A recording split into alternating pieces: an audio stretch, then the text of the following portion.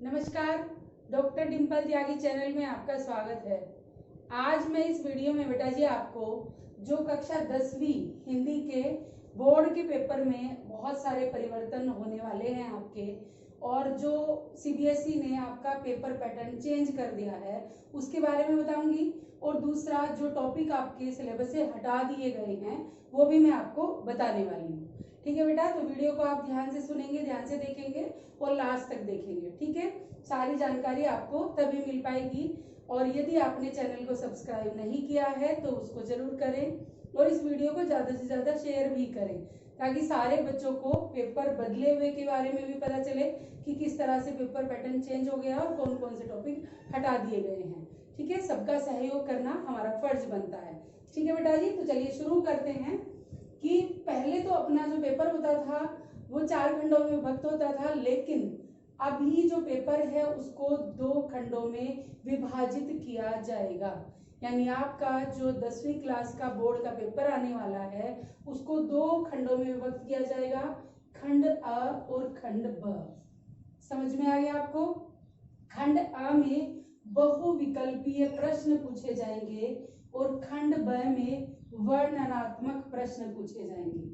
तो बहुविकल्पीय प्रश्न आप समझते हो कि जो एमसीक्यू होते हैं, ठीक है, वो पूछे जाएंगे, और वर्णनात्मक प्रश्न जो होते हैं वो 2 नंबर या 3 नंबर में, यानी वर्णन करना पड़ता है आपको, लिखना पड़ता है आपको, शब्दों में लिखना पड़ता है। ठीक है, तो वो आपको पूछे जाएंगे। ये बात समझ में आ गई? ठीक है, तो चलिए मैं बताती हूँ कि खंड अ में बहुविकल्पीय प्रश्न, आपसे प्रश्न पूछे जाएंगे 53, जिनमें से आपको 40 के उत्तर देने हैं। ठीक है बेटा, आपसे 53 प्रश्न पूछे जाएंगे और 40 के आपको उत्तर देने हैं। तो सबसे पहले अपठित अंश की ही बात कर लेते हैं। तो अपठित अंश आएगा आपका 10 अंक का, जिसमें गद्य है 5 और काव्य है 5, यानी एक एक नंबर के 5-5 प्रश्न गद्य से भी और काव्य से भी पूछे जाएंगे। अपठित में 2 गद्यांश आपको मिलेंगे, जिनमें से कोई एक में से 5 जवाब आपको देने हैं। ऐसे ही काव्य में भी कोई एक में से, ठीक है, 5 जवाब आपको देने हैं। ठीक है, अब व्याकरण की बात करते हैं। तो व्याकरण में भी 16 नंबर की व्याकरण आपकी आएगी, लेकिन जो पेपर में क्वेश्चन होंगे वो 20 होंगे। उन 20 में से किन्हीं 16 का आपको जवाब देना है। ठीक है, तो 20 प्रश्न मिलेंगे आपको, 20 में से कोई 16 आपको बताने हैं, जिसमें वाक्य भेद 4, वाच्य आपके 4 अंक, पद परिचय भी 4 अंक और रस भी 4 अंक। ठीक है, ये अंकों का विभाजन है। तो ये बात समझ में आ गई आपको? ठीक है बेटा, यानी ऑप्शन आपको सब में वहां पर मिलेगा। तो 16 नंबर की आपकी व्याकरण हो जाती है। अब बात करते हैं पाठ्य पुस्तक की, जिसमें क्षितिज भी आती है और कृतिका भी आती है। तो क्षितिज की बात करते हैं पहले हम। तो क्षितिज में पाठ्य पुस्तक भाग 2 आपकी 14 नंबर की ही आने वाली है, यानी जो खंड अ है उसमें पाठ्य पुस्तक क्षितिज आपकी 14 मार्क्स की आएगी, और कृतिका इसमें नहीं पूछी जाएगी। यानी पहले वाले खंड में कृतिका नहीं पूछी जाएगी, सिर्फ आपसे क्षितिज का ही अंश पूछा जाएगा, जिसमें गद्यांश दिया होगा। तो पठित गद्यांश के आधार पर आपके 5 क्वेश्चन आएंगे, जो 5 नंबर के हैं, एक एक नंबर का एक है। और उसके बाद पाठों पर आधारित, यानी आपको चैप्टर में से कुछ आता है कि नहीं आता, यह परखने के लिए आपके 2 प्रश्न और पूछे जाएंगे, जो एक एक नंबर के हैं। ठीक है, फिर ऐसे ही काव्यांश पर है, यानी कविता का एक अंश, एक भाग वहां पर दिया होगा पठित का, उसमें से भी आपके 5 प्रश्न पूछे जाएंगे एक एक नंबर के, यानी 5 नंबर। और ऐसे ही फिर कविताओं के आधार पर आपसे 2 प्रश्न और पूछे जाएंगे एक एक नंबर के, वो 2 नंबर, यानी 7 नंबर की आपकी गद्य में से और 7 नंबर आपके काव्य में से। ठीक है, एमसीक्यू के रूप में आपसे पूछे जाएंगे। तो पहले वाला खंड आपको समझ आ गया होगा कैसे बनेगा। बहुविकल्पीय प्रश्नोत्तर इसमें आने वाले हैं, यानी अपठित अंश आपका 10 नंबर का है, व्याकरण आपकी 16 अंक की है, और उसके बाद जो पठित आपका पाठ्य पुस्तक क्षितिज है वह आपकी 14 मार्क्स की है। तो ये बात समझ में आ गई। चलिए बात करते हैं अभी दूसरे खंड की। खंड ब यानी वर्णनात्मक प्रश्न इसमें आपके पूछे जाएंगे, जिसमें पाठ्य पुस्तक क्षितिज से 14 अंक आपको मिलने वाले हैं। ठीक है, 14 2-3 अंक का आपका पेपर बनेगा। यानी पाठों पर आधारित जो प्रश्न है वो आपसे 2-2 अंक के 4 प्रश्न पूछे जाएंगे, यानी 8 के। और काव्य पर आधारित जो प्रश्न आपके बनेंगे वो 2-2 अंक के ही 3 प्रश्न पूछे जाएंगे, यानी 6 अंक के। ठीक है, तो यानी जो चैप्टर हैं उनमें से 8 नंबर के आएंगे, आपके 2-2 नंबर के 4 प्रश्न पूछेंगे, और जो कविताएं हैं उनमें से आपसे 2-2 नंबर के 3 प्रश्न पूछेंगे, यानी 6 पूछेंगे। अब इसमें कृतिका से पूछा जाएगा, यानी कृतिका में से 6 अंक का पेपर आने वाला है। जो पहले 4 का आया करता था, अभी पिछले साल से ही उसको 6 का कर दिया है, यानी पिछले से मान लीजिए उसको 6 का कर दिया है। तो 6 में क्या है कि जो चैप्टर हैं आपके उनके आधार पर 2 प्रश्न पूछे जाएंगे 3-3 नंबर के, यानी 6 अंक की आपकी कृतिका आपके बोर्ड के पेपर में आने वाली है। समझ में आ गया आपको?